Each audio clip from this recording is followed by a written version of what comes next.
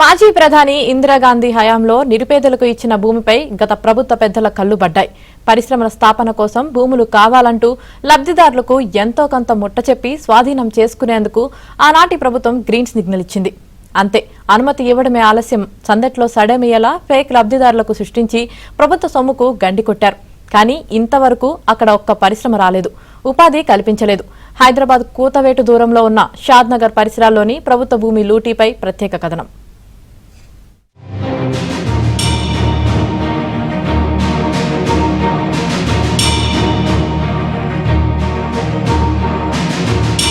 రంగారెడ్డి జిల్లా కొత్తూరు మండలంలోని భూములకు బహిరంగ మార్కెట్లో విపరీతమైన డిమాండ్. ఇక్కడి భూములకు ధరలు ఎకరాల్లో కాదు, గజాల్లోనే లక్షల రూపాయలు పలుకుతోంది. అలాంటిది ప్రభుత్వానికి సంబంధించిన సుమారు 400 ఎకరాల భూమి ఉంది. ఇంకేముంది, దానిపై నాయకులు, రియల్ ఎస్టేట్ వ్యాపారుల కళ్లు పడకుండా ఉంటాయా?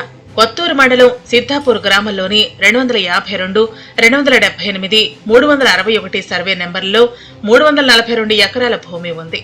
ఇందులో రాళ్లతో కూడిన గుట్టలతో పాటు కొంత సాగు యోగ్యమైన భూమి కూడా ఉంది. ఈ భూమిని వినియోగంలోకి తీసుకురావాలని 40 నుంచి 50 ఏళ్ల క్రితం ఇందిరమ్మ హయాంలో సాగు యోగ్యమైన 140 ఎకరాల భూమిని కొంతమంది నిరుపేదలను గుర్తించి ప్రభుత్వం అసైన్ చేసింది.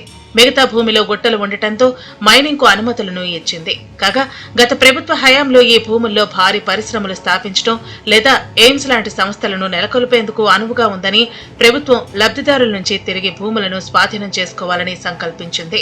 ఎకరాకు 10 లక్షల చొప్పున పరిహారం లబ్ధిదారులకు ఇచ్చి భూములను స్వాధీనం చేసుకునేందుకు ఏర్పాట్లు చేసింది. ఇలా తీసుకున్న భూమిని టీజీఐఏసీకి అప్పగించింది. గత ప్రభుత్వం TRS government X IT minister KTR గారు టీఎస్ఐఏసీకి 330 ఏకర్స్ అక్వైర్ చేసి ఇచ్చారు.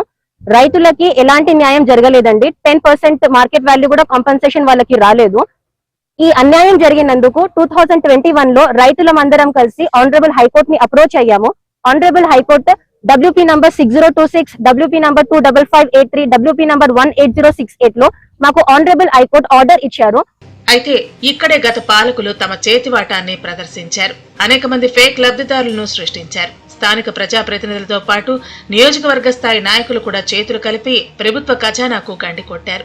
అసలైన లబ్ధిదారులను చాలా మందిని విస్మరించారు. కొంతమందికి ప్రభుత్వ సొమ్ము ఇచ్చినా కేవలం 4-5 లక్షల రూపాయలు ఇచ్చి చేతులు దులుపుకున్నారు. కానీ నకిలీ లబ్ధిదారులకు మాత్రం పూర్తి పేమెంట్ ఇప్పించి గత పాలకులే జేబులు నింపుకున్నారు. 2021-22లో జరిగిన ఈ వ్యవహారంలో పెద్ద ఎత్తున అక్రమాలు జరిగాయని చాలా మంది నిజమైన లబ్ధిదారులు కోర్టుకు వెళ్లారు.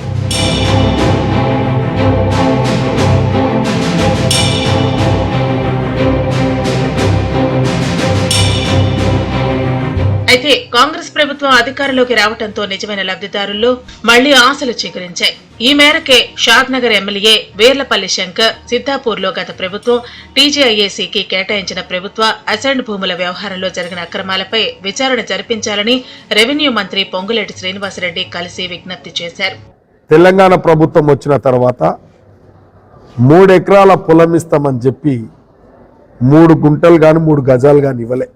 కానీ పేదల భూములను టీఎస్ఐపాసి కార్పొరేట్ సంస్థలకు అంటగట్టడానికి బలవంతంగా లాక్కోవడమే కాకుండా నిజమైన అసైన్మెంట్లకు అన్యాయం చేస్తూ టీఆర్ఎస్ నాయకుల పేర్లు రాసుకొని ధరని అడ్డం పెట్టుకొని వాళ్ళ ఇష్టానుసారంగా ఆ భూములను లాక్కోవడం, లబ్ధి పొందిరు, భూ బకాసురులుగా మారినరు బీఆర్ఎస్ నాయకులు. కొత్తూరు మండలం ఉమ్మడి మహబూబ్ నగర్ జిల్లాలో ఉన్నప్పుడు ఆనాడు మంత్రిగా ఉన్న జూపల్లి కృష్ణారావు ఎయిమ్స్ కోసం ఉన్నతాధికారులతో ఈ భూములను పరిశీలించారు. టీజీఐఏసీ కట్టబెట్టాలని గత ప్రభుత్వం భూసేకరణ చేపట్టింది.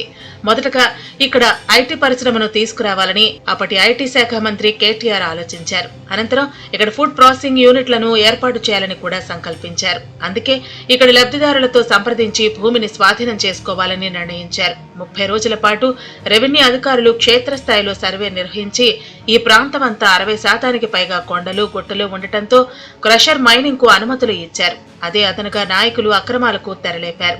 రాళ్లు, రప్పలు ఉన్న వాటిలోనూ సాగు చేసినట్లు అధికారులు కొందరు పేర్లు సర్వేలో చేర్చారు. నకిలీ లబ్ధిదారులు సృష్టించి ప్రభుత్వ సొమ్మును కొల్లగొట్టారు.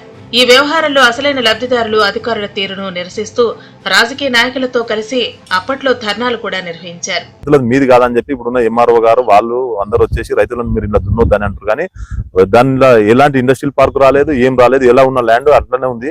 దీనికి రైతులందరికీ మా ఊరు తరఫున ఊరులందరికీ న్యాయం చేయాలని మేము ఇప్పుడున్న ఎమ్మెల్యే గారిని కోరడం జరిగింది. నా పేరు 252 సర్వే నెంబర్. నా భూమి, నాకు పట్ట భూమి ఉంది. నాకు డబ్బులు రాలేదు, 4 లక్షల డబ్బులు వచ్చినాయి.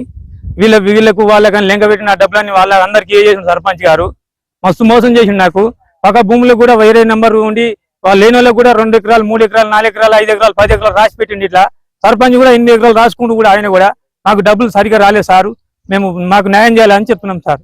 ఆనాడు భూసేకరణలో అవకతవకలు జరిగాయని వాటిపై విచారణ చేస్తూనే ఒకవేళ పరిశ్రమలు స్థాపించని పక్షంలో తిరిగి పేదలకు సదరు భూములు కేటాయించాలని స్థానిక ఎమ్మెల్యే వీర్లపల్లి శంకర్ అన్నారు. ఈ విషయాన్ని మంత్రి దృష్టికి తీసుకురావడంతో నిజమైన లబ్ధిదారులు సంతోషం వ్యక్తం చేస్తున్నారు. ఇక్కడ పరిశ్రమలతో ఉపాధి కల్పించినా, వ్యవసాయ యోగ్యమైన భూములు తిరిగిచ్చినా తమకు ప్రయోజనకారిగా ఉంటుందని ఆశాభావం వ్యక్తం చేస్తున్నారు.